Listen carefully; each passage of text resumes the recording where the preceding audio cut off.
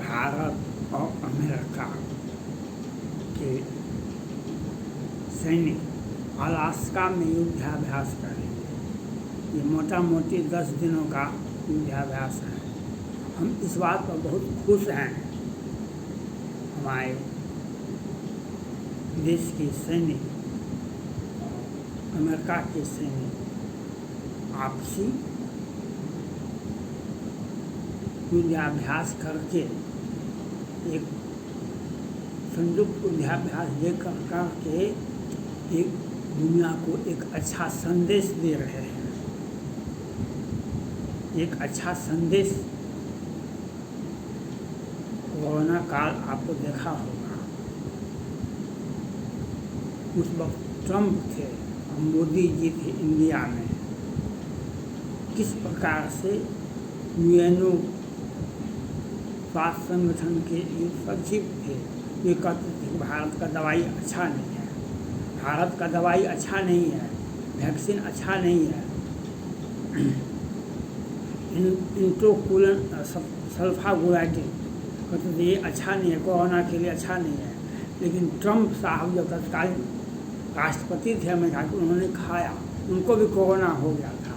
ये खाएगा कि नहीं, ये साइड इफेक्ट नहीं होता है, ये दवाई अच्छी है। लेकिन चाइना, वह तो ट्रंप साहब थे और भारत के मोदी जी थे, तो कोरोना को कंट्रोल किया। नहीं तो चीन अपना वैक्सीन बेचता और दुनिया को मार देता। वैसे भी 4 करोड़ 5 करोड़ से लोग अधिक लोग मरे। लेकिन एक तरफ से ट्रंप साहब ने उन्होंने तो पेंटागन को आदेश दे दिया था कि चाइना पर बम गिरा दो।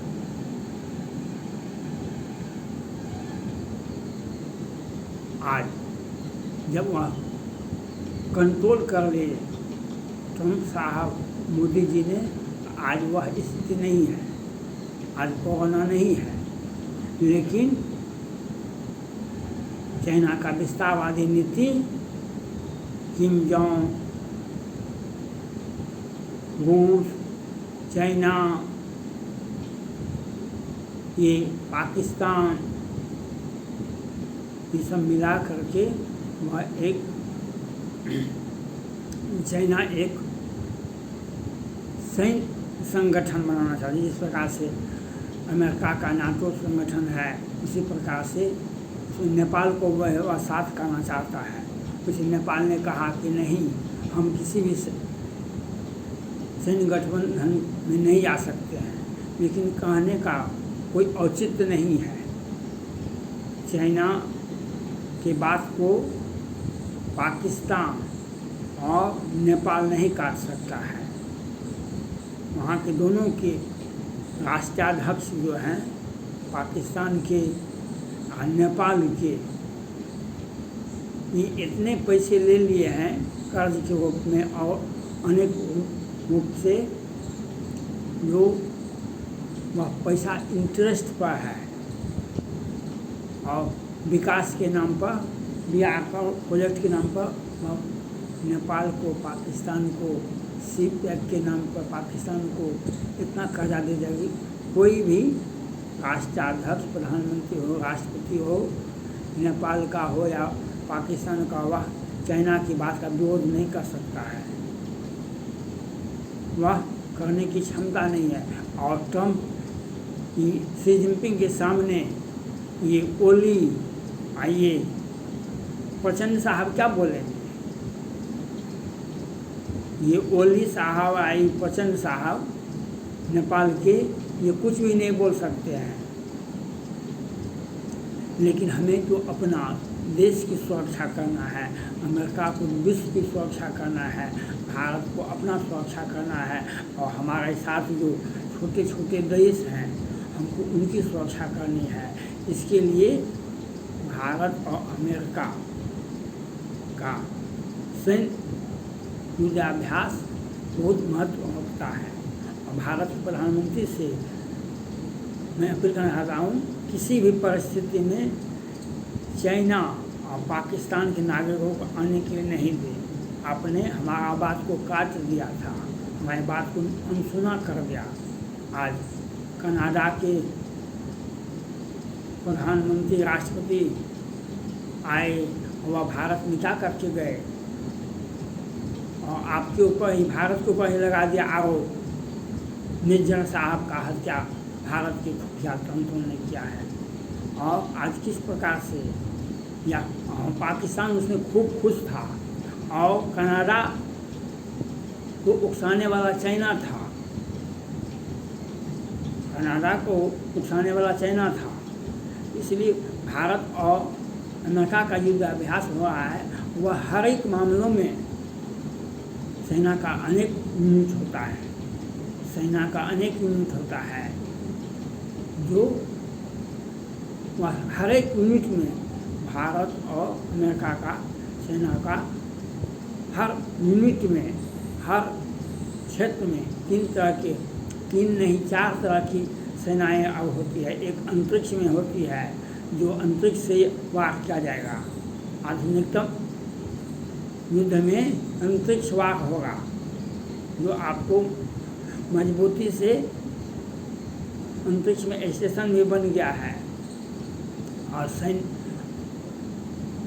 एयर मार्ग, जलीय मार्ग और स्थल मार्ग, ये 4 तरह से युद्ध होंगे। और उसमें चाइना का विस्तारवादी नीति, किम जोंग का मिसाइल परीक्षण, पाकिस्तान का हम 250-250 ग्राम का बम है हमारे पास में, वह दुनिया को डराने के लिए ये लोग बेचैन हैं। इसीलिए भारत और अमेरिका का युद्धाभ्यास चाइना को और उसके संगठन को और उसके मित्र देशों को ये अच्छा सख्त संदेश है, जो गलतफहमी में मत रहे। आज अमेरिका यह बात क्यों भारत के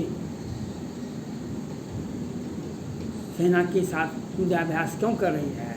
इसलिए युद्धाभ्यास कर रही है जो हमने डोकलाम, गलवान और तवांग में दिखा दिया। चीनी सैनिकों को, चीन का एक ही मकसद होता है, जहाँ पर 5 सैनिकों की आवश्यकता है, जिससे वहाँ पर 5 लाख सैनिक जमा कर दो, जो कोई भी बड़ा देश भी डर जाए इतना सैनिक लेकर के। लेकिन उसे अब उसके भ्रम को, चीन के इस भ्रम को हमने तोड़ के दिखा दिया कि 5 लाख भेजो कि 50 लाख भेजो, जिस भाषा का प्रयोग आप करेंगे उसी भाषा का प्रयोग हम भी जानते करने के लिए। आप जिस क्षेत्र में, जहाँ भी विश्व के किसी भी, चाहे दक्षिण चीन सागर हो, हिंद महासागर हो, मलाइका हो, जहाँ भी हो, कि अरुणाचल प्रदेश हो, कि हिमाचल प्रदेश हो, कि तिब्बत हो, जहाँ चीन जहाँ हमें चुनौती देगा, अमेरिका, भारत के साथ उनके सभी देश उसको उसी भाषा में वहीं पर जब उसकी हैसियत बताई जाएगी।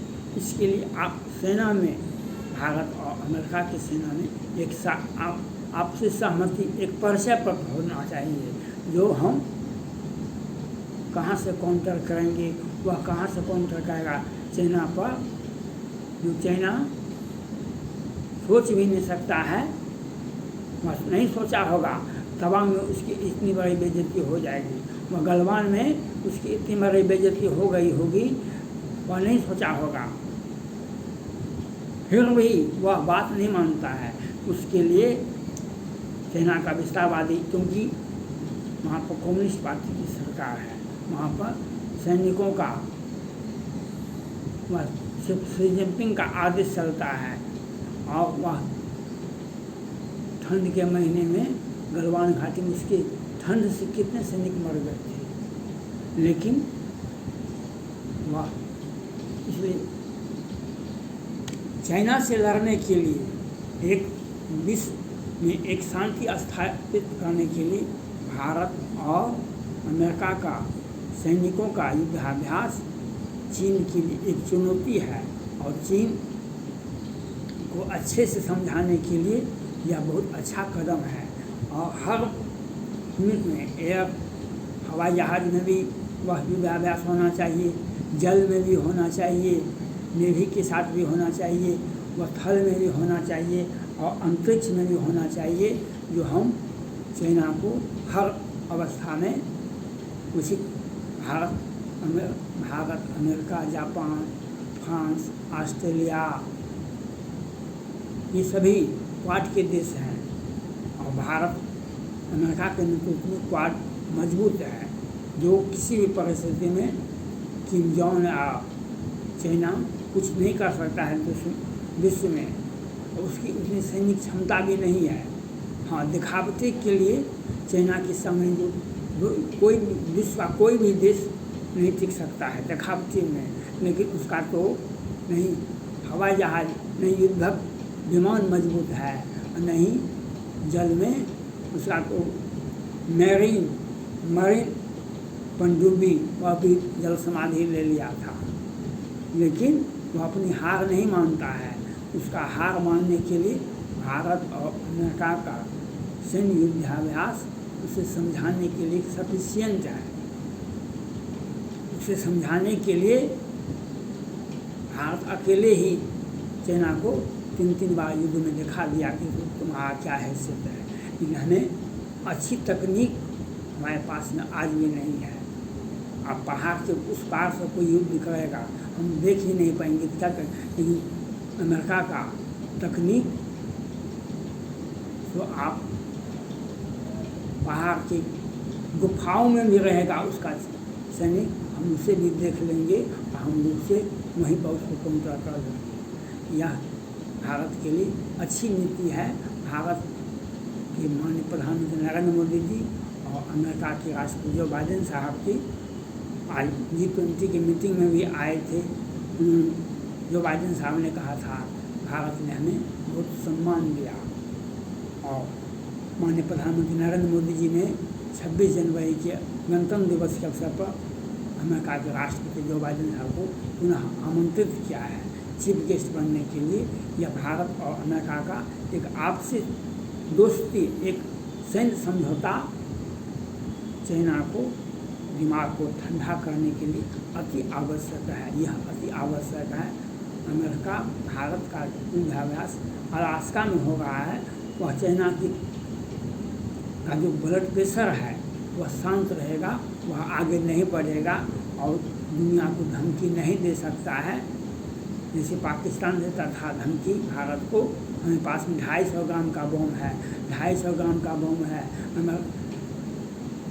वह चाइना कहता था हम दुनिया का हम एक छत्रराज करेंगे, और किम जोंग का मिसाइल परीक्षण हम दुनिया का परिक्रमा कर लिए हैं। कोई भी मिसाइल चाइना का या किम जोंग का उसकी दिशा को बदलने की क्षमता अमेरिका के रक्षा विभाग में है। हार्ड के माध्यम से और बहुत तकनीक के माध्यम से एक भी मिसाइल चीन का वस्त नहीं कर सकता, वह उड़ नहीं सकता है। किम जोंग का एक ही मिसाइल काम नहीं करेगा, सब शिथिल हो जाएगा। ये अमेरिका की तकनीक है। उस तकनीक के सहारे हम भारत और अमेरिका को एक युद्धाभ्यास करना चाहिए।